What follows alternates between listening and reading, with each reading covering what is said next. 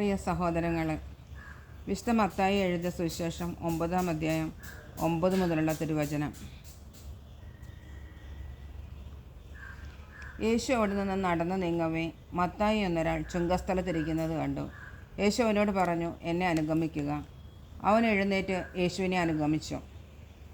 Mathai Roman ഗവൺമെൻറ്റിന് വേണ്ടി ചുങ്കം പിരിച്ചിരുന്ന വ്യക്തിയാണ്. ഈശോ അദ്ദേഹത്തെ കണ്ട് തൻ്റെ ശിഷ്യന്മാരിൽ ഒരുവനാകാൻ വിളിക്കുമ്പോൾ അദ്ദേഹത്തിൻ്റെ ജീവിതത്തിൽ നിന്ന് 2 കാര്യങ്ങൾ പ്രത്യേകമായി ശ്രദ്ധിക്കണം. ഒന്ന്, മത്തായിയെ വിളിച്ചപ്പോൾ ഉടനെ തന്നെ താൻ ചെയ്തുകൊണ്ടിരുന്ന ജോലി വിട്ട് അദ്ദേഹം ഈശോയെ അനുഗമിച്ചു. അദ്ദേഹം പറഞ്ഞു, ഞാനിതാ ഇപ്പോൾ തന്നെ നിന്നെ അനുഗമിക്കുന്നു. പരിശുദ്ധ കുർബാനയിൽ തിരുവചനത്തോട് നമ്മോട് സംസാരിക്കുമ്പോൾ നമ്മോട് ആവശ്യപ്പെടുന്നതും ഉടനെ തന്നെയുള്ള മാനസാന്തരം നമ്മുടെ ഭാഗത്തു നിന്നും ഉണ്ടാകേണ്ടതിനെക്കുറിച്ചാണ്.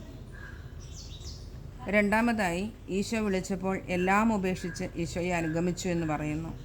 എന്നാൽ ആഴമായി തിരുവചനം വായിക്കുമ്പോൾ ഒരു കാര്യം നമുക്ക് മനസ്സിലാകും. അദ്ദേഹം എല്ലാം ഉപേക്ഷിച്ചില്ല. ഒരു കാര്യം മാത്രം അദ്ദേഹം ആ പഴയ ജീവിതത്തിൽ നിന്നും കയ്യിലെടുത്തു. അത് അദ്ദേഹത്തിൻ്റെ കണക്കെഴുതാൻ ഉപയോഗിച്ചിരുന്ന പേനയാണ്. ആത്മീയ പിതാക്കന്മാർ അതിനെക്കുറിച്ച് വളരെ ദൈവികമായ അർത്ഥത്തിലാണ് പറയുന്നത്. എല്ലാം ഉപേക്ഷിച്ചപ്പോഴും ചുങ്കം പിരിക്കുന്നതിൻ്റെ കണക്കെഴുതാൻ ഉപയോഗിച്ചിരുന്ന പേന മാത്രം അദ്ദേഹം കയ്യിലെടുത്തു. പിന്നീട് ആ പേന കൊണ്ട് അദ്ദേഹം സുവിശേഷം എഴുതുകയാണ് ചെയ്തത്. സുവിശേഷം എഴുതുവാൻ വേണ്ടി അദ്ദേഹത്തിൻ്റെ ആ പഴയകാല ജീവിതത്തിലുണ്ടായിരുന്ന ഒരു സാധ്യതയെ അദ്ദേഹം നന്മയ്ക്കായി, ദൈവമഹത്വത്തിനായി ഉപയോഗിച്ചു.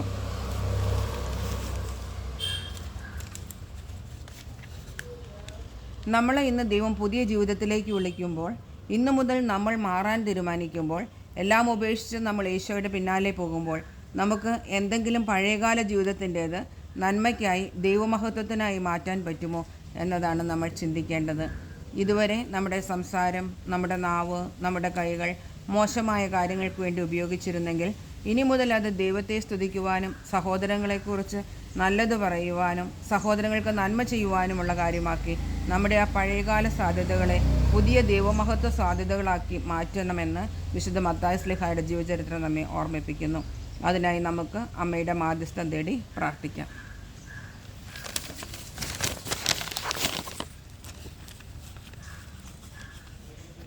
പ്രാർത്ഥന. ഉണ്ണീശോയെ കൈലേന്തിയ പരിശുദ്ധ വേളാങ്കണ്ണി മാതാവേ, ഞങ്ങളെയും ഞങ്ങളുടെ കുടുംബത്തെയും അനുഗ്രഹിക്കണമേ. മനസ്സ് തളർന്നു പോകുമ്പോൾ പാൽക്കാരൻ്റെ പാൽ നിറഞ്ഞു തുളുമ്പിയതുപോലെ ഞങ്ങളെയും സന്തോഷത്താൽ നിറയ്ക്കണമേ. പരാജയങ്ങൾ ഞങ്ങളെ തളർത്തുമ്പോൾ മുടന്തനായ ബാലനെ നടക്കാൻ ഇടയാക്കിയതുപോലെ ഞങ്ങളെയും താങ്ങി നടത്തണമേ. പോർച്ചുഗീസ് നാവികരെ സുരക്ഷിതരായി കരയിലേക്ക് എത്തിച്ചതുപോലെ സങ്കടക്കടലിൽ കഴിയുന്ന എല്ലാവരെയും അങ്ങ് കരകയറ്റണമേ. അനുഗ്രഹദായകിയായ പരിശുദ്ധ ദൈവമാതാവിൻ്റെ ആശീർവാദം നമ്മോടുകൂടെ ഉണ്ടായിരിക്കട്ടെ. ഈശോ നമ്മുടെ മാതാവിൻ്റെ കരങ്ങളാൽ ഏവരെയും സ്പർശിക്കുകയും കാത്തു സംരക്ഷിക്കുകയും ചെയ്യട്ടെ. സർവശക്തനായ ദൈവം നമ്മെയും നമ്മുടെ കുടുംബത്തെയും സമൃദ്ധമായി അനുഗ്രഹിക്കട്ടെ. ആമേൻ.